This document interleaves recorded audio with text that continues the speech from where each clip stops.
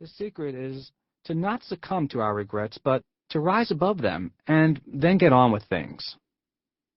It's my hope that as you listen to their story, you will step into their world and get to know Grace and Renier as real people, not only as royalty, but as a man and woman courageous enough to face their demons, admit their shortcomings, and come to terms with their regrets. She transformed a lost and lonely prince, product of a cold and loveless bloodline, into a kind and gentle leader. He helped the woman he loved find a way to say goodbye to the past and feel at home in the present.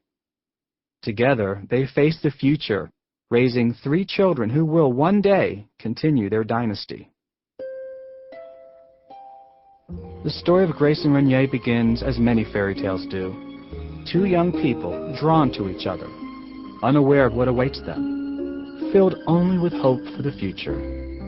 Once upon a time.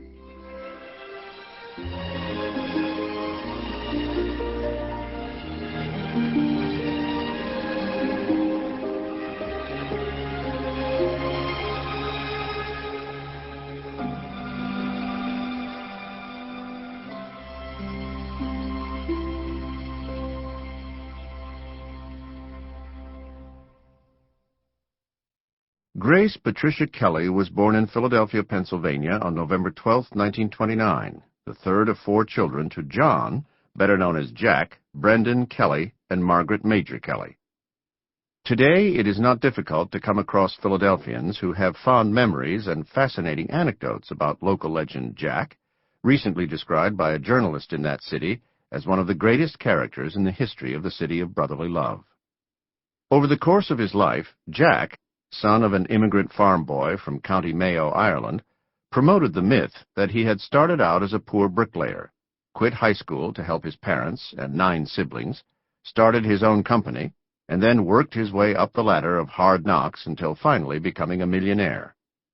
In truth, Jack did quit high school, but only in order to have more time to practice sculling on the Schuylkill River, not to support his family. He did eventually lay bricks, but not on his own, at least not at first. He actually worked for 2 older brothers, Patrick and Charles, who had already established their own successful construction company. When the ambitious Jack later started his own company, Kelly for Brickwork, he did so in competition against those brothers. Jack Kelly was a man to whom image was paramount. He realized that his rags-to-riches story had great appeal, especially in 1935. When, at the age of 45, he was the Democratic candidate for mayor of Philadelphia. Although he lost that election, he garnered more votes than had any Democrat before him. He was a popular, formidable man in Philadelphia, and would remain so for decades. What needs no embellishing is the fact that Jack Kelly was dedicated and persistent enough in his sculling practice to finally win a gold medal in sculling in the 1920 Olympic Games. His medal, his ready wit, and his good looks would take him far. Though the Kelly family was wealthy, and because theirs was new money, it denied them certain status. Jack and Margaret longed for acceptance into the ranks of Philadelphia's high society, but they would never achieve it, no matter the balance of their checking accounts. The highest stratum of Philadelphia society at the time consisted of white Anglo-Saxon Protestants, WASPs, and that was it. No other ethnic group was allowed entree. Working against the Kellys was the unavoidable fact that Jack was the son of an Irish immigrant. At the time, Irish Catholics were thought of as the working class, looked down upon, regarded as inferior by the snobbish Philadelphia high society. It is ironic that in Grace's last film, High Society, remade from the Philadelphia story, her character, Tracy Lord, is a member of the same social circle that considered her to be invisible when she was growing up.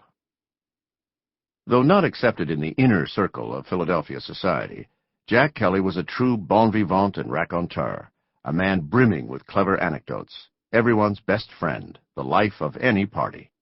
Tall, muscular, and strikingly handsome, with receding dark, wavy hair and penetrating aquamarine eyes, Jack always wore a suit as if it had been tailor-made for him by the best couturier in the business. He wouldn't even put his car keys in his pockets for fear of ruining the contours. Margaret Major Kelly, Grace's mother, called Ma in the family, short for Margaret and not a diminutive of mother, was also an intriguing person, with noblemen in her German ancestry that could be traced back to Württemberg in the 16th century.